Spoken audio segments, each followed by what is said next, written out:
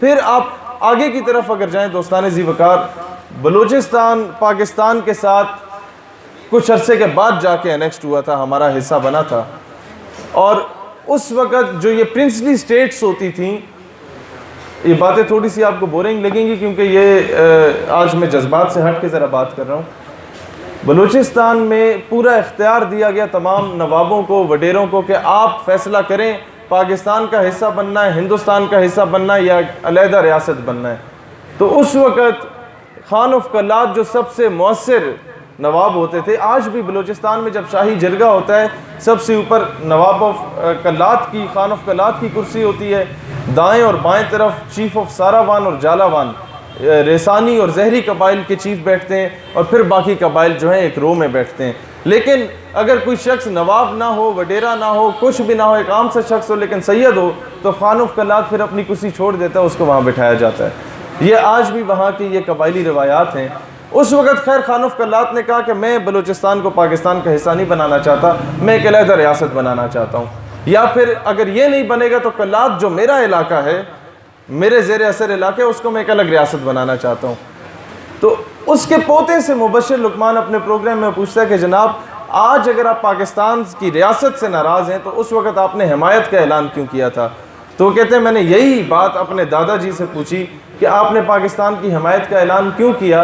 तो वो मुझे जवाब में कहते हैं कि जी मैं बलूचिस्तान को एक अलग रियासत बनाना चाहता था, लेकिन जब मैंने ख्वाब में रसूलुल्लाह सल्लल्लाहु अलैहि वसल्लम की ज़ियारत मुझे नसीब होती है तो वो मुझसे कहते हैं, ये अंग्रेज़ी के अल्फाज उसने कोट किए थे कि रसूलुल्लाह ने मुझे कहा there is a country which is being made on the name of Islam and you are trying to betray it. एक मुल्क जो कि इस्लाम के नाम पे बन रहा है, तुम उससे ख़यानत का सोच रहे हो। कहते हैं उसके बाद से मैंने कोई और सवाल नहीं किया, उसके बाद से मैंने पाकिस्तान की हिमायत का ऐलान किया। तो जिस मुल्क के सूबे भी रसूलुल्लाह के फैज़ और उनके हुक्म से बनते हों, किसी की क्या जुर्रत, क्या मजाल उस मुल्क की तरफ मेली नज़र उठा के देखे। दोस्तानी ज़ी वक़ार, दुश्मन से डर नहीं है, हमें डर है तो अपनी सफ़ों में मौजूद गद्दारों से डर है। आपका पहला फॉरेन मिनिस्टर जो बना था वो सर ज़फ़रुल्लाह जिसे कहा जाता है, वो कादियानी था।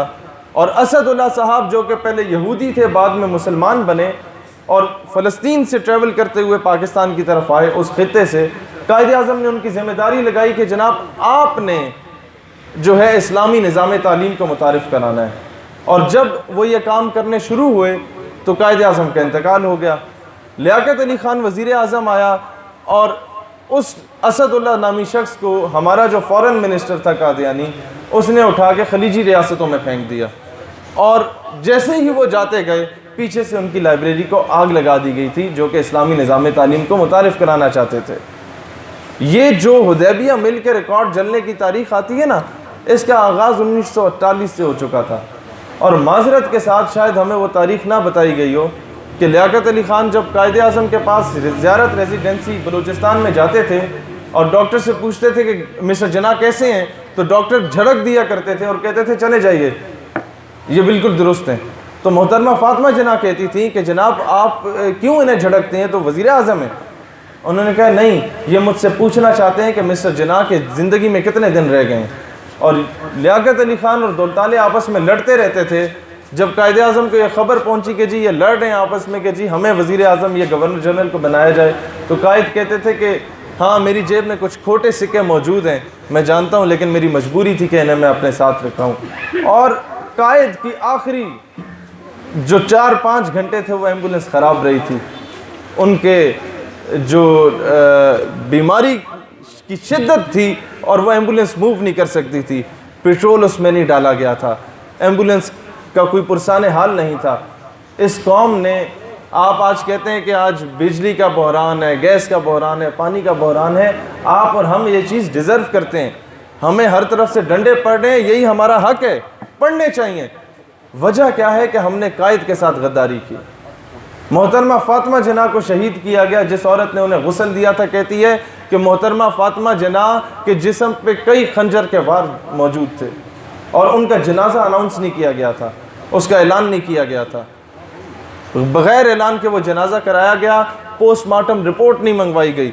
और सदर अयूब के मुकाबले में जब वो इलेक्शन में खड़ा हुआ करती थी तो तब जो मादर मिल्लत जिसे आज लक़ब दिया गया, उस मोहतरमा फ़ातिमा जिन्ना को उस वक़्त गद्दार मिल्लत का लक़ब मिला था कायद आज़म की बहन को, जिसने सारी ज़िंदगी शादी नहीं की कि मैं सिर्फ़ पाकिस्तान की तकमील में किरदार अदा करूँगी और अपने भाई के मिशन को पूरा करूँगी। हमने वो एहसान फरामोशी की। फिर वही मोहतरमा फ़ातिमा जिन्ना के इंतखाबी निशान उस दौर में लालटेन हुआ करता था, जो कि आज ये खुदाई खिदमतगार ANP वालों का है, उस वक़्त इनका हुआ करता था। और आपके पिछली गवर्नमेंट के सिटिंग मिनिस्टर थे, मैं नाम लेना मुनासिब नहीं समझता, उनके वालिद साहब अयूब की गवर्नमेंट के मेंबर थे, वज़ीर थे। उन्होंने एक कुतिया के गले में लालटेन डाल के कराची की सड़कों में से घसीटा था और तशबीह मोहतरमा के साथ दी थी। हमने यहाँ से तंज़रीफ़ी की, हमने यहाँ अपने कायदीन के साथ गद्दारी की। हमने कायद को एक वकील और इकबाल को एक जो है वो आम से शायर की हद तक महदूद करके रखा। इसलिए आपका बच्चा जब कलम उठाता है तो सबसे पहले वो उसी कायद की दाढ़ी मूंछ और सर पे टीका बनाना शुरू हो जाता है। दोस्तान ज़ीवकार, हमने आज तक ये नहीं बताया कि कायद आज़म और अल्लामा इकबाल अपने वक्त के वली और दरवेश गुजरे थे।